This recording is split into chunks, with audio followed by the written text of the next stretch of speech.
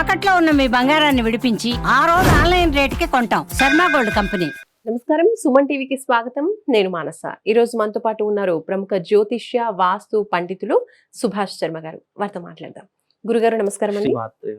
గురుగారు, కుంభరాశి వాళ్ళకి ఈ జూలై మాసం ఏ విధంగా ఉండబోతోంది? వాళ్ళ మాస ఫలితాల్ని తెలియజేయండి. తప్పకుండా తెలియజేస్తాను. ముందుగా ప్రేక్షకులందరికీ శ్రీమాత్రే నమః, శ్రీ గురుభ్యో నమః. జ్ఞాని నామ్నపి చేతాంసి దేవి భగవతి హిసా బలాయ కృషమోహాయ మహామాయ ప్రయశ్చతి.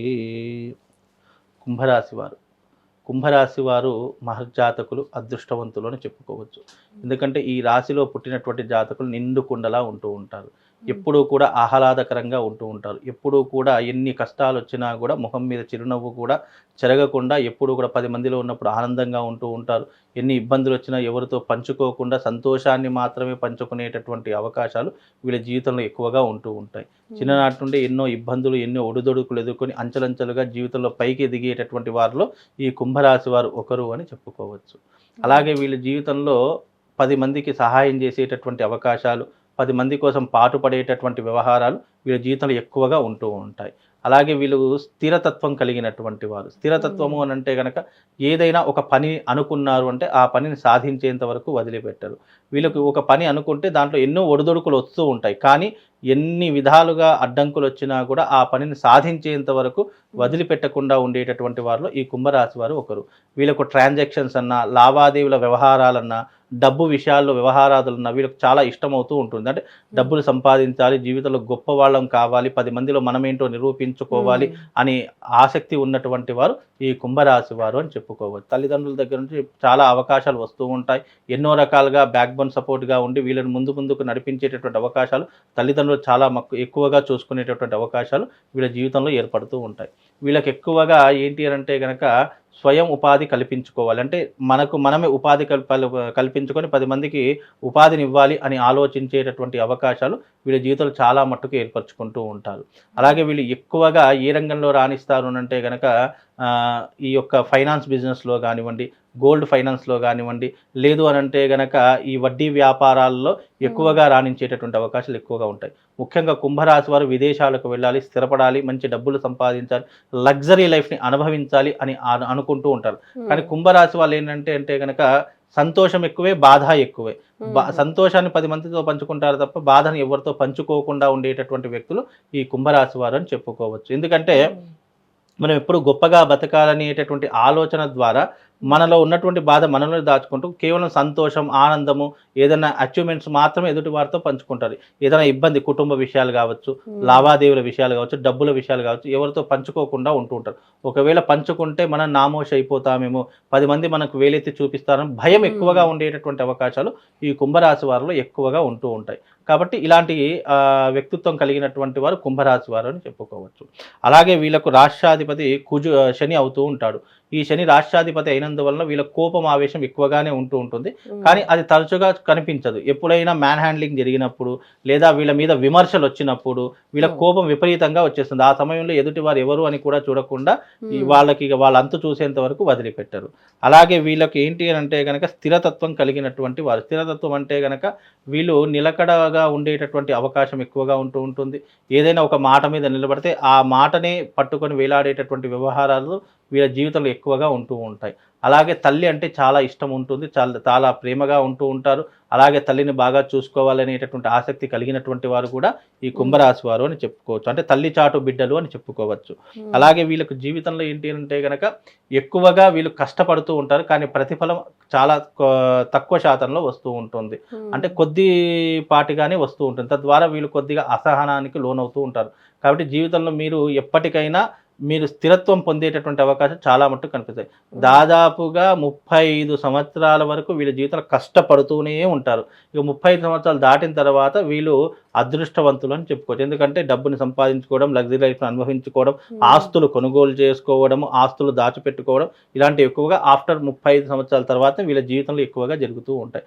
అప్పటి వరకు వీళ్ళు వెట్టి చాకిరీ చేస్తూనే ఉంటారు, కష్టపడుతూనే ఉంటారు, డబ్బులు సంపాదించడంలో చాలా బిజీ అయిపోతూ ఉంటారు. దాని తర్వాత వీళ్ళు ఒక లగ్జరీ లైఫ్ని ఎంచుకుంటూ ఉంటారు. కాబట్టి వీళ్ళు 35 సంవత్సరాల తర్వాతనే స్థిరపడేటటువంటి అవకాశాలు ఉంటాయి. వీళ్ళ జీవితంలో చాలా మట్టుకు ఏంటి అంటే వీళ్ళు మంచి వాళ్ళు అంటే చాలు, వీళ్ళు పొగిడితే చాలు, ఎన్ని డబ్బులు ఉంటే అన్ని డబ్బులు ఇచ్చేస్తూ ఉంటారు, ఎంత ఖర్చు పెడతా అంటే అంత ఖర్చు పెట్టేస్తూ ఉంటారు. ప్రలోభాలకు ఎక్కువగా గురయ్యేటటువంటి వాళ్ళు, అంటే మోసపోయేటటువంటి వ్యవహారాదులు ఉన్నటువంటి వాళ్ళు కూడా ఈ కుంభరాశి వారే అని చెప్పుకోవచ్చు. ఆ ఆశ అయినా సరే, అత్యాశ అయినా సరే వీళ్ళ జీవితాన్ని కొద్దిగా దిగజారు చేస్తూ ఉంటుంది.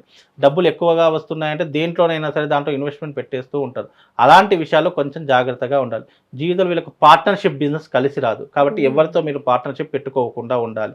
మీరు సింగిల్గానే ఒంటరిగానే ఏ ప్రయత్నమైనా చేసుకోండి, అందులో నష్టం లేదు. కానీ పార్ట్నర్షిప్ బిజినెస్ చేశారా ఎప్పటికైనా నష్టం కలుగుతుంది. కాబట్టి పార్ట్నర్షిప్ బిజినెస్ వద్దు.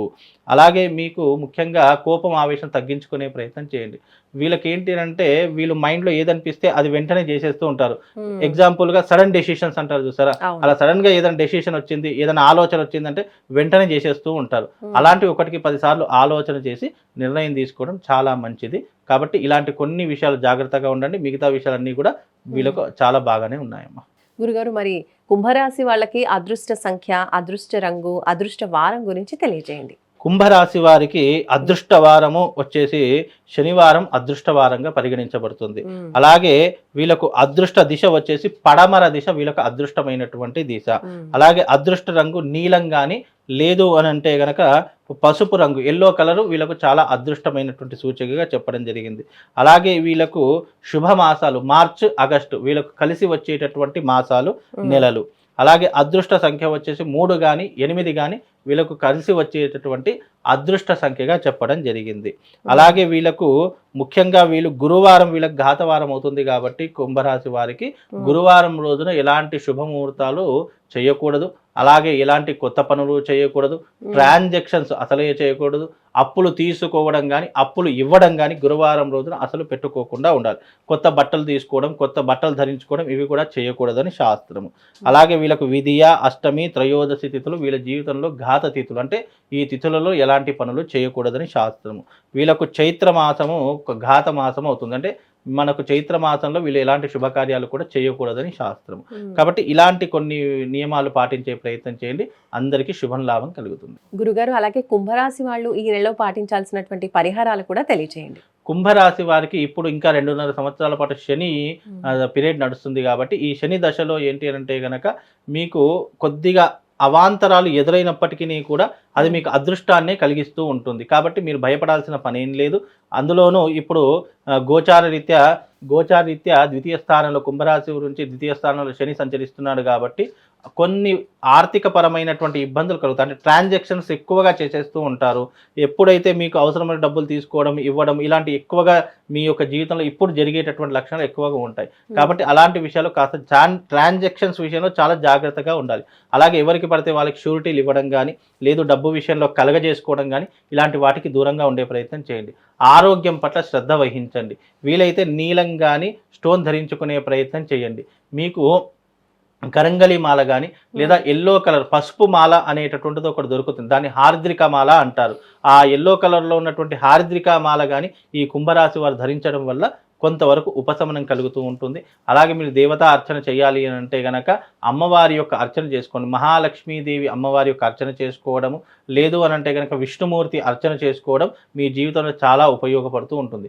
ఈ అమ్మవారి యొక్క అర్చన కానీ ఈ స్వామివారి అర్చన కానీ చేసుకునే ప్రయత్నం చేయండి, తద్వారా మీకు శుభం లాభం కలుగుతుంది. ధన్యవాదాలు గురుగారు, నమస్కారం.